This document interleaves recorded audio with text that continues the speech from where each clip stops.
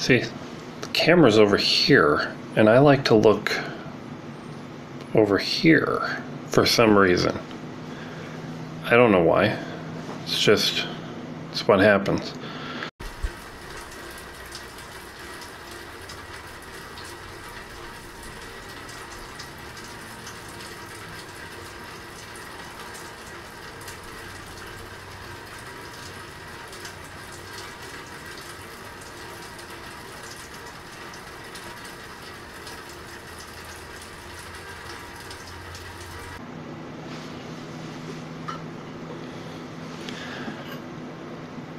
I was out at the park a few weeks ago with my friends, and two of my friends had their B-Fight 210 quads with them.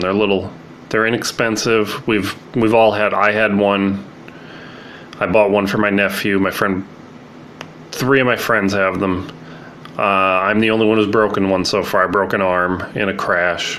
That was easy to fix. I just upgraded it to a Floss 2.0 frame, and everything was great. I ended up selling that to another friend of mine, and he's still flying it today. They were less than $150 when we bought them a year and a half ago, and they're still around $120, $130 from Banggood or GearBest or somewhere. And they're a fine drone. They're inexpensive. They fly well. There's probably something better to buy today. I don't know what it is. I don't like to recommend things that I haven't flown myself, and I've put a lot of hours in on the B-Fight. And it's a fine drone. But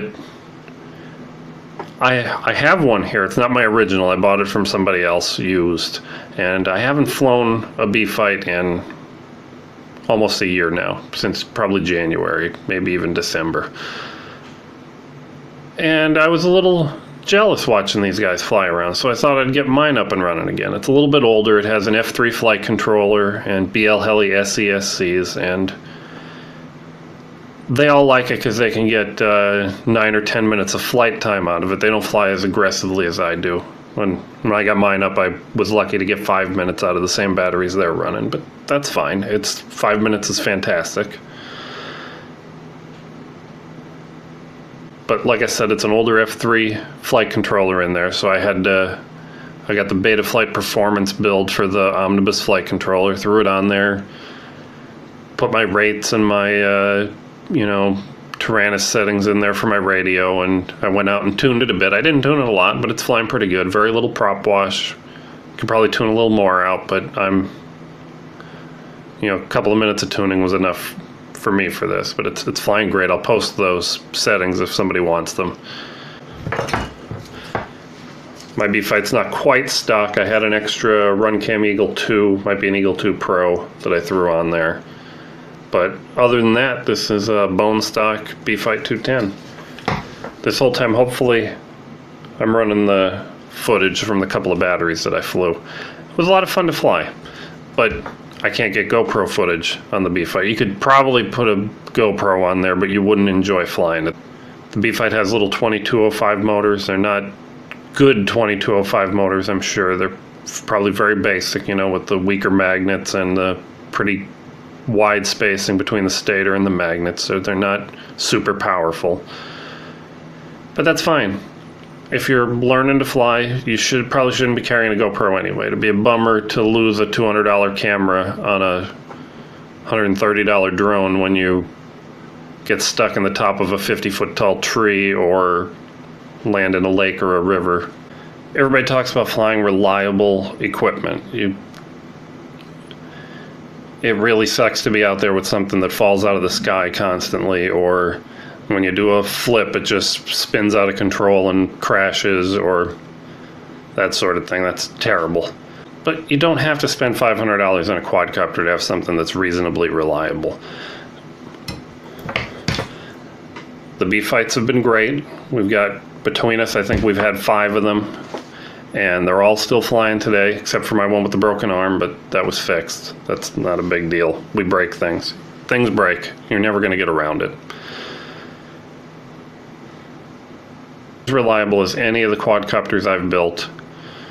The only thing I've changed on my builds that's helped me is I've upgraded from FR Sky to Crossfire. And Crossfire just buys me a little bit of confidence, You know, with the FR Sky, I was probably hitting a failsafe or almost hitting a failsafe. You know, when you lose connection, but it recovers before you fall out of the sky. It's probably happened to me once a week, maybe once every other week, and that was making me nervous. You'd be losing connection over the top of a tree. Now halfway through a power loop, and you lose control, and then you think, oh, I'm gonna have to go climb that tree now, and nobody wants to climb a tree. At least not at my age. I don't want to climb a tree.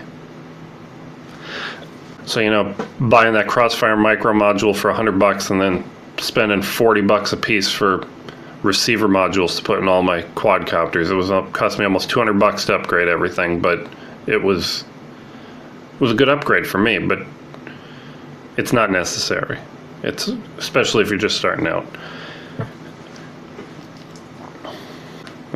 I can recommend the B-Fight because we've beat up on them so much. It's a decent drone for a decent price, even if the components are starting to get a little bit outdated. But if you want something inexpensive and more modern, I've been flying my little 3-inch Leader 3 quadcopter. It comes with a pretty good camera. It's about $120, $130. It's about the same price as the B-Fight, but batteries will be about half the price, and this has just been fantastic. I've got a Crossfire on here. You don't have to have a Crossfire. That's not necessary. But the 3-inch drones are starting to fly a lot like the 5-inch quadcopters. It's a little tougher to do freestyle, but it's not too bad. Buying a micro was one of the best things I ever did. It's safer. You can fly at more places. Being light and safe, I'm not going to break anything. I'm not going to break somebody's windshield. I'm not going to break somebody's face. Gave me a lot of confidence flying around in the early days when I knew I could smash into something, and the worst I was going to do was break my $100 quadcopter. Who cares? It's fine. It's way better than breaking somebody's face, right? Everything starts to get more expensive when you want something bigger than a B-Fight. 210, here's some of these little quads that can't carry a GoPro. Once you add a GoPro, the GoPro's another 70 grams. Your TPU mount's probably another 20 or 30 grams. Then you're going to need bigger motors to lift that to make it feel about the same. And then you're going to need bigger, more powerful batteries. And it all adds up. Your B-Fight, my B-Fight here with a battery of 1500 milliamp 4S is about 480 grams all up. And my Hyperlight Flow Ride with the GoPro and a big 5S battery is about 670, 680 grams. So you're talking about a 200 gram difference. Every crash, every impact, you're way more likely to break something. It's just going to happen. And that also makes it more expensive. Not only do you have to spend $400, $500 on your quadcopter instead of $130, now you've got to be replacing parts more often, and you're carrying a $100 camera if you're getting a session 4, $200 for a session 5 and beyond if you want something like a Hero 7 Black or something newer. But they're even more fragile. I don't know. I can't imagine doing it right now. I would smash a Hero 7 Black in a couple of weeks, I think. I don't think it'd last very long. Hopefully I'm rolling the footage here. I got out of my comfort zone last week, and there was a big opening into the little creek down near the park, and I thought, well, let's try to fly down by the water, and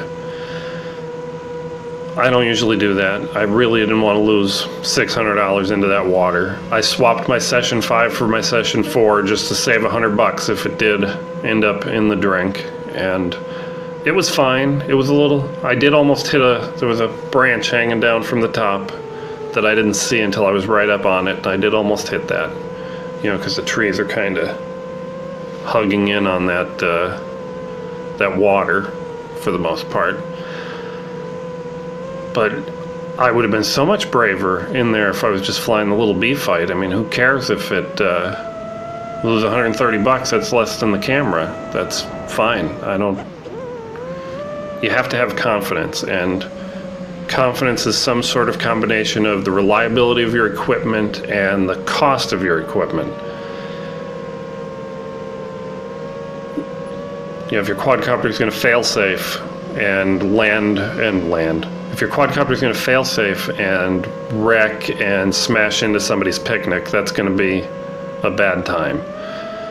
But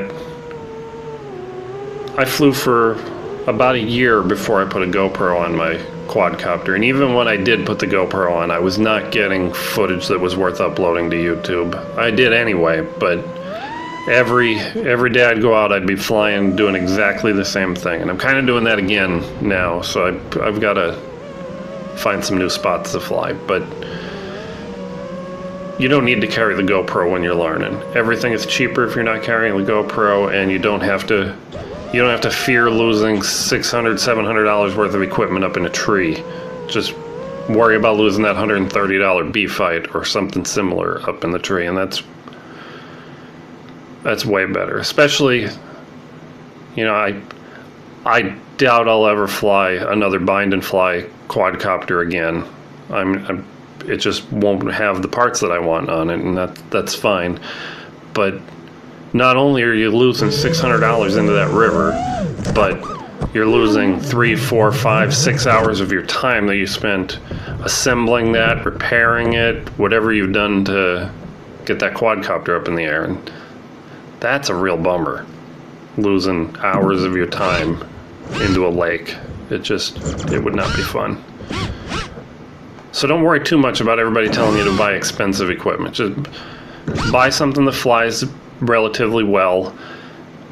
You're not going to notice much of a difference early on, and when you do get to a point where you're going to notice a difference, you'll know it.